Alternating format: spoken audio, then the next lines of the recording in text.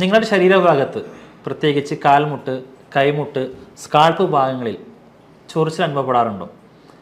അതല്ലെങ്കിൽ നിറമാറ്റമോ, അതല്ലെങ്കിൽ ചൊറിഞ്ഞു പൊട്ടലോ, ശൽക്കങ്ങൾ രൂപപ്പെടലോ, അതുമല്ലെങ്കിൽ ഒരു നാണയത്തിൻ്റെ ആകൃതിയിൽ ഒരു കോയിൻ ഷേപ്പിൽ നിങ്ങൾക്ക് തിണർപ്പുകൾ ഉണ്ടാകുന്നുണ്ടോ? ഞാൻ ഈ പറയുന്ന ലക്ഷണങ്ങളെല്ലാം തന്നെ സോറിയാസിസുമായി ബന്ധപ്പെട്ടതാണ്. നമ്മൾ ഇന്ന് സംസാരിക്കാൻ പോകുന്ന ടോപ്പിക്കാണ് സോറിയാസിസ്. ഞാൻ doctor Umar Mukhtar, Bhoomi natural care wellness Unani department chief കൺസൾട്ടൻ്റാണ്.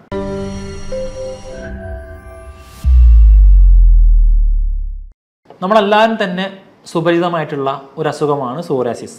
നമ്മുടെ കുടുംബത്തിൽ ആർക്കെങ്കിലും അല്ലെങ്കിൽ നമ്മുടെ സുഹൃത്തുക്കൾ ആർക്കെങ്കിലും ഒരു പക്ഷേ നമ്മൾ കണ്ടിട്ടുണ്ടാവുന്ന ഒരു അസുഖമാണ് സോറിയാസിസ്.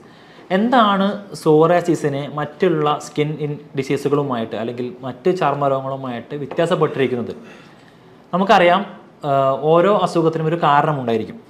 ഉദാഹരണത്തിന് നമ്മുടെ ശരീരത്തിൽ കണ്ടുവരുന്ന മിക്ക സ്കിൻ അലർജിക്കും അല്ലെങ്കിൽ സ്കിൻ ഇൻഫെക്ഷൻസിനും പ്രധാനപ്പെട്ട കാരണങ്ങൾ എന്ന് പറയുന്നത് ഒരു പക്ഷേ ഫംഗൽ ഇൻഫെക്ഷൻസോ അതുമല്ലെങ്കിൽ വല്ല ബാക്ടീരിയൽ കാരണങ്ങൾ കൊണ്ടോ ഉണ്ടാവാറുണ്ട്. എന്നാൽ സോറിയാസിസിനെ വ്യത്യസ്തമാക്കുന്നത് അതിൻ്റെ മൂലകാരണമാണ്. സോറിയാസിസ് എന്ന് പറയുന്നത് ഒരു ഓട്ടോ ഇമ്മ്യൂൺ ഡിസോർഡറാണ്. നമുക്കറിയാം, നമ്മുടെ ശരീരത്തിൻ്റെ അകത്ത് ഒരു ഇമ്മ്യൂണിറ്റി സിസ്റ്റം പ്രവർത്തിക്കുന്നുണ്ട്. നമ്മുടെ ശരീരത്തിൻ്റെ പുറത്ത് നിന്ന് എന്തെങ്കിലും വസ്തുക്കൾ അകത്തേക്ക് കടന്നു കഴിഞ്ഞാൽ അതിനെ പ്രതിരോധിക്കാനായിട്ടുള്ള നമ്മുടെ രോഗപ്രതിരോധ ശേഷി സംവിധാനത്തിനെയാണ് നമ്മൾ ഇമ്മ്യൂണിറ്റി സിസ്റ്റം എന്ന് പറയാറുള്ളത്. ഇത് നമ്മുടെ തന്നെ ശരീരത്തിനെതിരെ അല്ലെങ്കിൽ നമ്മുടെ തന്നെ കോശങ്ങൾക്കെതിരെ പ്രവർത്തിക്കുമ്പോൾ ഉണ്ടാകുന്ന ഒരു അസുഖമാണ് സോറിയാസിസ്.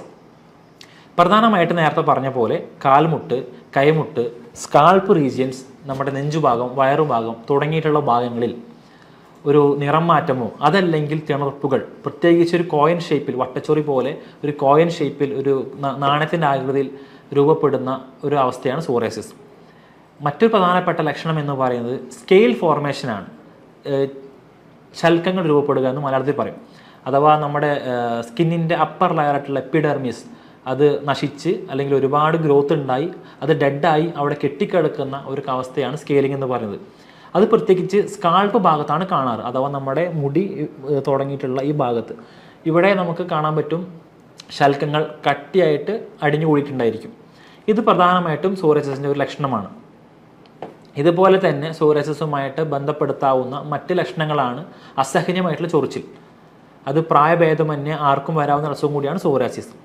ചൊറിയും അസഹനീയമായിട്ടുള്ള ചൊറിച്ചിലുണ്ടാവും. ചൊറിഞ്ഞ സ്ഥലങ്ങളിൽ നിന്ന് പിൻ പോയിൻ്റായിട്ട് രക്തം വരാറുണ്ട്. രക്തം പൊടിയുക എന്ന് മലയാളത്തിൽ പറയും. അതുമല്ലെങ്കിൽ അവിടെ തിണർപ്പുകൾ രൂപപ്പെടും. തുടങ്ങിയിട്ടുള്ളവയാണ് പ്രധാനമായിട്ടുള്ള ലക്ഷണങ്ങൾ. സോറിയാസിസ് ചില ആളുകൾക്ക് ചില ആഴ്ചകൾ മാത്രമേ നിലനിൽക്കാറുള്ളൂ. എന്നാൽ ചില പേഷ്യൻസിന് അല്ലെങ്കിൽ ഭൂരിഭാഗം പേഷ്യൻസിനും അത് മാസങ്ങൾ തൊട്ട് വർഷങ്ങൾ വരെ നീണ്ടു നിൽക്കാറുണ്ട്. കാലങ്ങൾ ചെല്ലുന്തോറും ഇതിൻ്റെ തീവ്രത കൂടാറും ഇത് പരക്കാറുമുണ്ട്. സോറിയാസിസ് എങ്ങനെ കാണുന്നു, എവിടെ കാണുന്നു എന്നതിനെ അടിസ്ഥാനമാക്കിയിട്ട് അതിനെ പലതരത്തിലായിട്ട് ക്ലാസിഫൈ ചെയ്തിട്ടുണ്ട് അല്ലെങ്കിൽ വേർതിരിച്ചിട്ടുണ്ട്. അതിൽ പ്രധാനപ്പെട്ട ഏറ്റവും കൂടുതൽ കണ്ടുവരുന്ന ഒരു ടൈപ്പ് ഓഫ് സോറിയാസിസ് ആണ് പ്ലേഗ് സോറിയാസിസ്. ഞാൻ നേരത്തെ പറഞ്ഞ പോലെ സോറിയാസിസിൻ്റെ പ്രധാനപ്പെട്ട ലക്ഷണത്തിൽ നമ്മൾ കണ്ടുവരുന്ന ഒന്നാണ് പ്ലേഗ് ഫോർമേഷൻ അഥവാ ശൽക്കങ്ങളുടെ രൂപീകരണം. അപ്പോൾ ശരീരത്തിൽ എവിടെയെങ്കിലും ഈ സോറിയാസിസ് ഉണ്ടായിക്കഴിഞ്ഞാൽ ഇത് പ്രധാനമായിട്ടും ബാധിക്കുന്നത് സ്കാൾപ്പ് റീജിയനെയാണ്. നമ്മുടെ തലമുടിയുള്ള ഭാഗങ്ങളെയാണ് ഇത് ബാധിക്കാറുള്ളത്. അപ്പോൾ ഈ ഭാഗങ്ങളിൽ കോശങ്ങൾ അടിഞ്ഞുകൂടി അല്ലെങ്കിൽ കോശങ്ങൾ നശിച്ച് ഒരു കട്ടിയായിട്ട് അവിടെ ഒരു പ്ലേറ്റ് പോലെ രൂപപ്പെടും. ഈ ശൽക്കങ്ങൾ നമുക്ക് അടർത്തിയെടുക്കാൻ കഴിയും. അടർത്തിയെടുത്തു കഴിഞ്ഞാൽ തന്നെ അവിടെ നമുക്ക് രക്തം പൊടിയുന്ന ഒരു അവസ്ഥ കാണാൻ കഴിയും. അപ്പോൾ ഇത്തരത്തിലുള്ള ശൽക്കങ്ങൾ രൂപപ്പെടുന്ന സോറിയാസിസിനെയാണ് നമ്മൾ പ്ലേഗ് സോറിയാസിസ് എന്ന് പറയാറുള്ളത്. ഇതെല്ലാവർക്കും ഇതേപോലെ തന്നെ വന്നോളം നിർബന്ധവുമില്ല. ചില ആളുകൾക്ക് കണ്ടുവരുന്ന സോറിയാസിസ് എന്ന് പറയുന്നത് ഗുട്ടേറ്റ് സോറിയാസിസ് ആണ്. ഗുട്ടേറ്റ് എന്ന് പറഞ്ഞു കഴിഞ്ഞാൽ ഡ്രോപ്പ് എന്നാണ് അർത്ഥം, അഥവാ തുള്ളി തുള്ളി പോലെ ശരീരത്തിൻ്റെ അവിടെയും ഇവിടെയൊക്കെ ആയിട്ട് സോറിയാസിസ് കാണുന്ന അവസ്ഥയാണ് നമ്മളിതിനെ ഗുട്ടേറ്റ് സോറിയാസിസ് എന്ന് പറയാറുള്ളത്. ഇത് കൂടുതലും കുട്ടികളിലും യങ് അഡൾട്ടിൽ അഥവാ ഒരു കൗമാരത്തിൻ്റെ പ്രായം കഴിഞ്ഞിട്ടുള്ള യുവാക്കളിലുമാണ് ഈ പറയുന്ന സോറിയാസിസ് കാണാറുള്ളത്.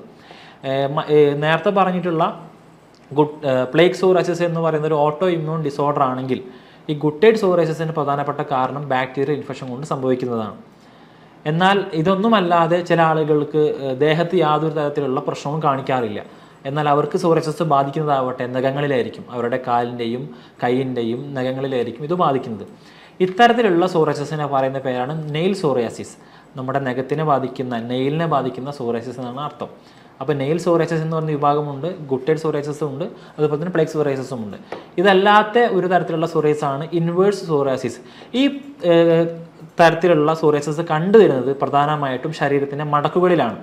ഇപ്പോൾ സ്ത്രീകളിലാണെങ്കിൽ അവരുടെ ബ്രസ്റ്റിന് താഴെ, അതല്ലെങ്കിൽ കാൽമുട്ടിൻ്റെ പിറകുവശത്ത്, കൈ കൂടുന്ന ഈ സ്ഥലത്ത്, അതുപോലെ നമ്മുടെ കാലിൻ്റെ അയവുകളിൽ തുടങ്ങിയിട്ട് ശരീരത്തിൻ്റെ മടക്കുകൾ എവിടെയൊക്കെയുണ്ടോ അവിടെയെല്ലാം കാണുന്ന ഒരു പ്രത്യേക തരത്തിലുള്ള സോറിയാസിസ് ആണ് ഈ പറയുന്ന ഇൻവേഴ്സ് സോറിയാസിസ്.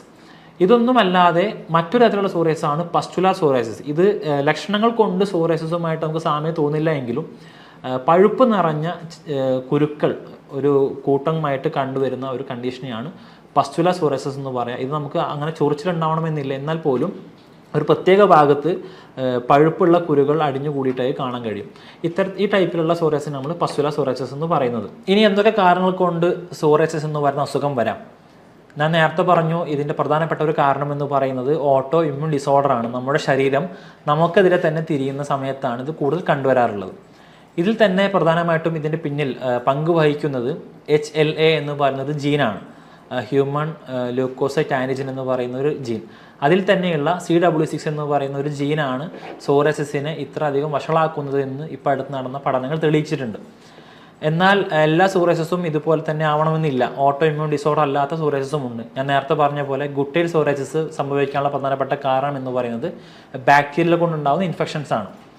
എന്നാൽ മറ്റു ചിലർക്കാവട്ടെ ചില പ്രത്യേക തരത്തിലുള്ള മരുന്നുകൾ കഴിക്കുന്നത് കൊണ്ടോ, ഉദാഹരണത്തിന് NSAIDs എന്ന് പറയുന്ന മരുന്നുകളുണ്ട്, non steroid anti inflammatory drugs, ഈ തരത്തിലുള്ള മരുന്നുകൾ കഴിക്കുന്ന ആളുകളിലോ അതല്ലെങ്കിൽ മറ്റെന്തെങ്കിലും മരുന്നുകൾ കഴിക്കുന്ന സൈഡ് എഫക്റ്റ് ആയിട്ടോ സോറിയാസിസ് ചില ആളുകളിലും കണ്ടുവരാറുണ്ട്. എന്നാൽ മറ്റു ചില ആളുകൾക്ക് ഇതിൻ്റെ സ്ട്രെസ്സ് ഉണ്ടാകുന്ന സമയത്ത് സോറിയാസിസ് ആയിട്ട് രൂപപ്പെടാറുണ്ട്. ഇതിന് പ്രധാനപ്പെട്ട കാരണം എന്ന് പറയുന്നത് നമ്മുടെ വയറുമായിട്ടോ അല്ലെങ്കിൽ ഗട്ടുമായിട്ട്, നമ്മുടെ കുടലുമായി ബന്ധപ്പെട്ടിട്ടുള്ള ആരോഗ്യവുമാണ്. നമ്മുടെ ശരീരത്തിൻ്റെ വയറും കുടലും ബന്ധപ്പെട്ടിട്ടുള്ള ഭാഗങ്ങൾ ആരോഗ്യത്തിലല്ല എങ്കിൽ, അവിടെ നല്ല ബാക്ടീരിയകൾ ഇല്ല എങ്കിൽ അത് നമുക്ക് ഓട്ടോ ഇമ്മ്യൂൺ ഡിസോർഡറിലേക്ക് മാറാനുള്ള സാധ്യത കൂടുതലാണ്. ഉദാഹരണത്തിന് ഗ്ലൂട്ടൻ അലർജി ഉള്ള ആളുകൾ, ഗ്ലൂട്ടൻ എന്ന് പറയുന്നത് ഗോതമ്പ്, അതുപോലെയുള്ള ആട്ട, മൈദ തുടങ്ങിയിട്ടുള്ള ഭക്ഷണപദാർത്ഥങ്ങൾ കാണുന്ന ഒരു തരം പ്രോട്ടീനാണ്. ഈ പ്രോട്ടീൻ എല്ലാവർക്കും ഒരേപോലെ ദഹിക്കാനുള്ള കപ്പാസിറ്റി ഉണ്ടായിക്കൊള്ളണമെന്നില്ല. അപ്പോൾ നമ്മളിത് പരിധിക്ക് അളവിൽ കൂടുതൽ കഴിച്ചു കഴിഞ്ഞാൽ ഇതിനെ ദഹിപ്പിക്കാൻ ആവശ്യമായിട്ടുള്ള ബാക്ടീരിയകൾ നമ്മുടെ കുടലിനകത്ത് ഇല്ല എങ്കിൽ അത് ടോക്സിൻസ് പുറത്തു വിടുകയും ഈ പറയുന്ന ഗ്ലൂട്ടൻ ഇൻടോളറൻസ് എന്ന് പറയുന്ന അവസ്ഥയിലേക്ക് നയിക്കുകയും അത് പിന്നീട് ഓട്ടോ ഇമ്മ്യൂൺ ഡിസോർഡർ ആയിട്ട് മാറാനുള്ള സാധ്യതയുമുണ്ട്. അപ്പോൾ എല്ലാം തന്നെ ജെനറ്റിക് ആവണമെന്നില്ല, അല്ലെങ്കിൽ ബാക്ടീരിയൽ ഇൻഫെക്ഷൻ ആവണമെന്നില്ല. ചെറിയ തരത്തിൽ പറയുകയാണെങ്കിൽ നമ്മൾ കഴിക്കുന്ന ഭക്ഷണത്തിലൂടെയും സോറിയാസിസ് വരാനുള്ള സാധ്യത വളരെ കൂടുതലാണ്.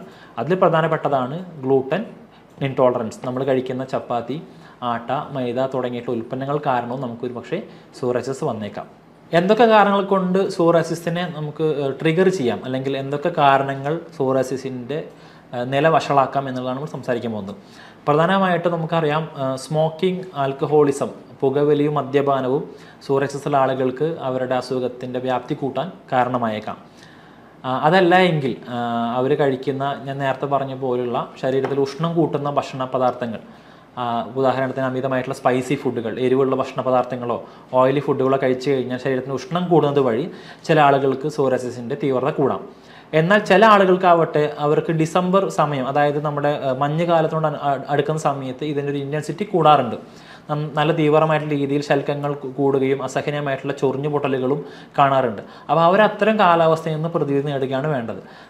അതുമായി ബന്ധപ്പെട്ടിട്ടുള്ള ഭക്ഷണ പദാർത്ഥങ്ങൾ മാറ്റം വരുത്തുകയോ, സ്മോക്കിംഗ്, അതുപോലെയുള്ള മദ്യപാനം പോലത്തെ ദുശ്ശീലങ്ങൾ ഉണ്ടെങ്കിൽ അതിനെ ഒഴിവാക്കുകയോ, അതല്ലെങ്കിൽ ശരീരത്തിന് തണുപ്പിക്കുന്ന രീതിയിലുള്ള ഭക്ഷണങ്ങൾ കഴിക്കുകയോ ചെയ്തുകൊണ്ട് ഇത് നമുക്ക് അവോയ്ഡ് ചെയ്യാനോ അല്ലെങ്കിൽ അതിൻ്റെ ഒരു വ്യാപ്തിനെ കുറക്കാനോ സാധിക്കും. സോറിയാസിസിൻ്റെ കോംപ്ലിക്കേഷനായിട്ട് വരുന്ന അസുഖമാണ് സോറിയാറ്റിക് ആർത്രൈറ്റിസ്, അഥവാ സോറിയാസിസുമായി ബന്ധപ്പെട്ടിട്ടുണ്ടാകുന്ന ഒരു കോംപ്ലിക്കേഷൻ. ശരീരത്തിൻ്റെ സന്ധികളിൽ ആർത്രൈറ്റിസ്, സന്ധിവാദം പോലത്തെ അല്ലെങ്കിൽ ആമവാദം പോലത്തെ ഒരു അവസ്ഥ സംഭവിക്കാറുണ്ട്. അതായത് നമ്മുടെ സന്ധികളിൽ നീര് വന്നടിയുകയോ അല്ലെങ്കിൽ സന്ധികൾ മടക്കാൻ പറ്റാത്ത അവസ്ഥയോ അസഹനീയമായിട്ടുള്ള വേദനയോ കാണാറുണ്ട് ഇത്തരം രോഗികളിൽ. ഇതിൻ്റെ ഒരു കോംപ്ലിക്കേഷനായിട്ട് പറയുന്ന ഒരു അവസ്ഥയാണ്. യുനാനി വൈദ്യശാസ്ത്രത്തിൽ സോറിയാസിസ് എന്ന് പറയുന്നത് രക്തം ദൂഷിക്കുന്നത് കൊണ്ടോ അല്ലെങ്കിൽ കറുത്ത പിത്തം എന്ന് പറയുന്ന സൗദ അധികരിക്കുന്നത് കൊണ്ടോ ആണ് സംഭവിക്കുന്നതെന്നാണ് പറയപ്പെടുന്നത്. അതുകൊണ്ട് തന്നെ സൗദ അധികരിക്കുന്നത് വഴിയുള്ള സോറിയാസിസ് അഥവാ കറുത്ത പിത്തം അധികരിക്കുന്ന വഴിയുള്ള സോറിയാസിസ് എന്ന് പറഞ്ഞ കണ്ടീഷൻ നമുക്ക് മരുന്നുകൾ കൊണ്ട്, സൗദ കുറക്കാനുള്ള മരുന്നുകൾ കൊടുത്തുകൊണ്ടും, രക്തം ദൂഷിച്ചത് വഴി ഉണ്ടാകുന്ന സോറിയാസിസ് ബ്ലഡ് പ്യൂരിഫയറുകളായിട്ടുള്ള മരുന്നുകൾ അഥവാ രക്തം ശുദ്ധീകരിക്കാനുള്ള മരുന്നുകൾ കൊടുത്തുകൊണ്ടും നമുക്ക് ഭേദമാക്കാൻ പറ്റുന്നതാണ്. ഞാൻ നേരത്തെ പറഞ്ഞ പോലെ തന്നെ ഈ പറയുന്ന സോറിയാസിസിൻ്റെ എല്ലാ ലക്ഷണങ്ങളും എല്ലാ ബുദ്ധിമുട്ടുകളും നമുക്ക് മരുന്നുകൾ കൊടുത്തുകൊണ്ടും ഭക്ഷണത്തിൽ ക്രമീകരണം വരുത്തിക്കൊണ്ടും പരിപൂർണമായിട്ടും മാറ്റിയെടുക്കാൻ കഴിയുന്നൊരു വസ്തുവും കൂടിയാണ്. സോറിയാറ്റിക് ആർത്രൈറ്റിസിൻ്റെ കണ്ടീഷനിലായാലും ഇതിൻ്റെ എല്ലാ ലക്ഷണങ്ങളും, ഇപ്പോൾ നീരുകെട്ടാവട്ടെ, വേദനയാവട്ടെ, അല്ലെങ്കിൽ സോറിയാസിസുമായി ബന്ധപ്പെട്ടുള്ള ലക്ഷണങ്ങൾ തന്നെ ആവട്ടെ, എല്ലാം തന്നെ നമുക്ക് കംപ്ലീറ്റ് ആയിട്ട് മാറ്റിയെടുക്കാൻ കഴിയുന്ന ഒരു അസുഖമാണ് സോറിയാസിസ്. നമുക്ക് വീട്ടിൽ നിന്ന് തന്നെ ചെയ്യാൻ പറ്റുന്ന ഒരു ഹോം റെമഡി എന്ന് പറയുന്നത്, സോറിയാസിസുമായി ബന്ധപ്പെട്ടിട്ട് വിഷമതകൾ അനുഭവിക്കുന്ന ആളുകൾക്ക് ദന്തപാല എന്ന് പറയുന്ന ചെടിയുടെ എണ്ണ, തുല്യമായ അളവിൽ വെളിച്ചെണ്ണ, ഉദാഹരണത്തിന് 1 കിലോ ദന്തപാല ചെടിയുടെ ഇലയാണ് എടുക്കുന്നതെങ്കിൽ 1 ലിറ്റർ വെളിച്ചെണ്ണ, ഇത് രണ്ടും പാടെ ചേർത്ത് വെയിലത്ത് വെക്കുക. തുടർച്ചയായി 5 ദിവസം വെച്ച് കഴിഞ്ഞാൽ ഈ ഓയിലിൻ്റെ നിറം എന്ന് പറയുന്ന ഒരു റോസ് കളറിലേക്ക് മാറും. ഈ എണ്ണ വളരെയധികം സോറിയാസിസിന് ഫലപ്രദമായിട്ടൊരു എണ്ണയാണ്. ഇത് നമുക്ക് ഏതൊക്കെ ഭാഗത്ത് സോറിയാസിസിൻ്റെ പ്രശ്നങ്ങളുണ്ടോ അവിടെ എല്ലാം അപ്ലൈ ചെയ്യാം. ഇത് ഏത് പ്രായക്കാർക്കും അപ്ലൈ ചെയ്യാൻ പറ്റുന്നൊരു എണ്ണയാണ്. അപ്പോൾ ഞാൻ നേരത്തെ പറഞ്ഞ പോലെ ഇതുമായി ബന്ധപ്പെട്ടിട്ടുള്ള എല്ലാ ബുദ്ധിമുട്ടുകളും നമുക്ക് മരുന്നുകളിലൂടെ മാറ്റിയെടുക്കാൻ പറ്റും, പരിപൂർണമായിട്ട് മാറ്റിയെടുക്കാൻ പറ്റും. യുനാനി സിദ്ധാന്തത്തിൽ ഉപയോഗിക്കുന്ന, വൈദ്യശാസ്ത്രത്തിൽ ഉപയോഗിക്കുന്ന ചില വിശിഷ്ടമായ കൂട്ടുമരുന്നുകളുണ്ട്. നമ്മുടെ എക്സസീവായിട്ട് ഞാൻ നേരത്തെ പറഞ്ഞ പോലെ കറുത്ത പിത്തം കൂടുന്ന വഴി ഉണ്ടാകുന്ന സോറിയാസിസിനെ കുറയ്ക്കാനായാൽ പോലും, ബ്ലഡിൻ്റെ ഡിസോർഡർ കൊണ്ട് സംഭവിക്കുന്ന സോറിയാസിസ് ആയാൽ പോലും പരിപൂർണമായിട്ട് മാറ്റാൻ കഴിയുന്ന മരുന്നുകളുണ്ട്. അപ്പോൾ ഈ അസുഖം പിടിപെട്ടവർ അതിൻ്റെ ഒരു കോംപ്ലിക്കേഷൻസിലേക്ക് പോവാതെ എത്രയും പെട്ടെന്ന് ക്വാളിഫൈഡ് ആയിട്ടുള്ള ഡോക്ടർമാരുടെ അടുത്ത് പോയി വിദഗ്ധമായിട്ടുള്ള ഉപദേശങ്ങൾ തേടണമെന്നും ഈ അസുഖത്തിനെ ഭക്ഷണത്തിലൂടെയും മരുന്നുകളിലൂടെയും പരിപൂർണമായിട്ട് മാറ്റിയെടുക്കാൻ പറ്റുമെന്നുള്ള ധാരണയും രോഗികൾക്ക് വേണ്ടതുണ്ട്. ഇതുമായി ബന്ധപ്പെട്ടുള്ള എന്തെങ്കിലും സംശയങ്ങൾ നിങ്ങൾക്ക് ഉണ്ടെങ്കിൽ താഴെ കാണുന്ന നമ്പറിൽ ചോദിക്കാം. മറ്റൊരു ടോപ്പിക്കുമായിട്ട് നമുക്ക് വീണ്ടും കാണാം.